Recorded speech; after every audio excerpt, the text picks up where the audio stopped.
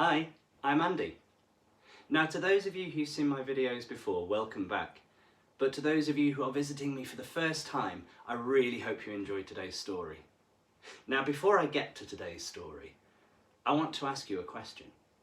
Have you ever wanted to be a king or a queen or a prince or a princess while you're playing?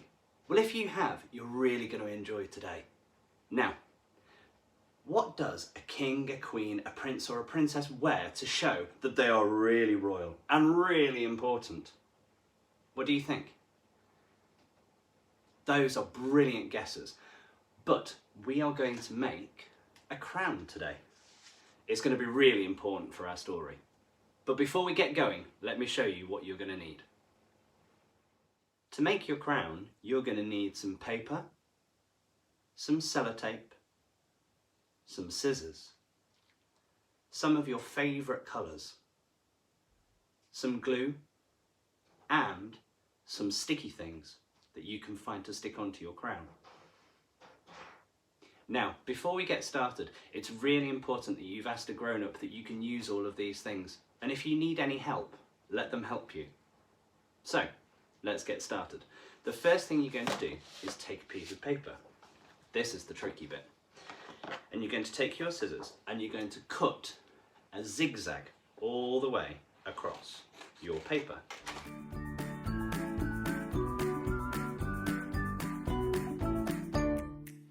Now, when you have one side, you're going to need to do the other. So, do the same on the other side. So you end up with two pieces that are exactly the same.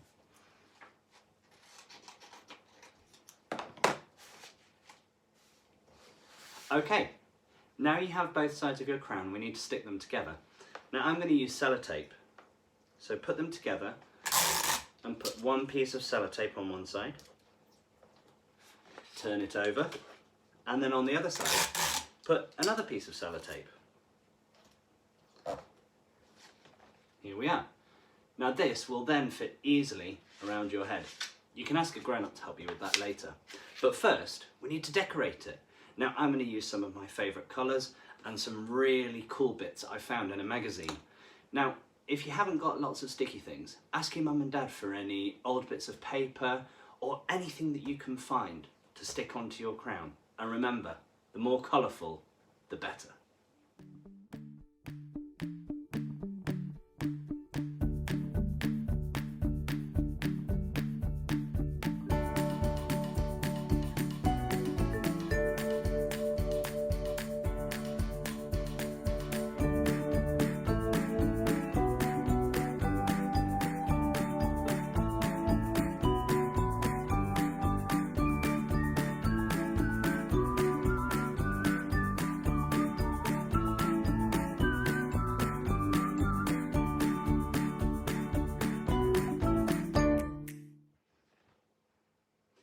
Okay, I'm really happy with my crown. Look, what do you think? I think it's far better than my first crown, but I already know that yours are going to be much better than mine because they're going to have lots more colour and have lots more things stuck on. I'd love to see them, but for now, I think it's time we get to our story. But first, I need to make sure that I'm wearing my crown and my very royal blue cape.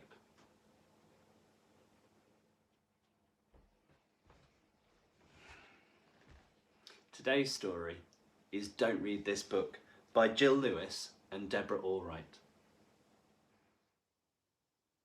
Once upon a time, on a dark and stormy night. Stop right there!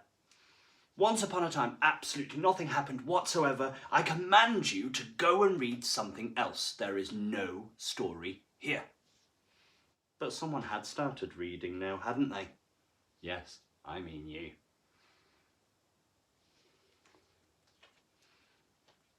The king phoned his story writer. What do you mean it's not ready? I was promised a new story, and a new story I shall have. My word, he's very bossy. The king needed to find his story writer fast because he had a feeling he was being watched. You again? Go away, or I'll fling you all in prison. It's not very nice, is he? The king met his story writer. "Ah, there you are. My new story. It's meant to be starting right this minute. Where is it?" Well, I had some notes, but I've lost them. I do have the title, sire. Well, sort of a title, half a title. I had it on a piece of paper, but it's torn. Oh. The Princess and the something? What kind of title is that? Where can we find the rest of it? The story writer thought hard. Well, I've just come back from Beanstalk Crossroads, and I was sitting there thinking it might be there. Well, what are we waiting for? Let's get on with it. On the way to Beanstalk Crossroads, the king and the story writer tried desperately to think of the title. Was it The Princess and the Incredibly Handsome King? No. Was it The Princess and the Amazingly Clever King? No. Was it The Princess and the Unbelievably Brave King? No, sire. Sorry, sire. While they were thinking, a certain someone was still reading this book. Yes, I do mean you. Your Majesty, someone is watching us. Don't look, keep your eyes fixed to the front and keep riding. If you turn one more page of this book, I will throw you in the dungeon. Can't you see there is no story here? Go away. No. Wait a minute. My notes. Well, some of my notes. Hurrah! I found them. Oh, just get on with it. What do they say?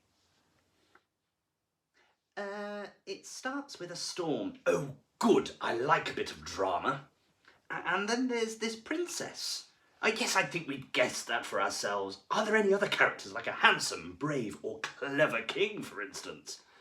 Oh, yes, Your Majesty. There is a king. There's definitely a king. Well, it wouldn't be a good story without one, would it? Now, what's the story? What's going to happen? The writer looked around him. There was no more pages. What was he going to do? Is this what you're looking for? My next 2 pages. Yippee! Now, let me see. We need a queen, and we need a prince, and 15 mattresses. And fee, fi, fo, fum. Oh, we certainly don't need any of that nonsense. Now, where are we going to find 15 mattresses? I think Red Riding Hood's grandma might have some spare ones. They raced to Grandma's cottage, where they thoroughly confused the wolf. Your Majesty, what fine clothes you have, what fine shoes you have, what a big crown you've... Yes, we've had enough of that. We need some mattresses, and we need them now. Get out of bed immediately. Suddenly, the writer came running in. I found my notes. We just need one more thing. Can you think what it might be?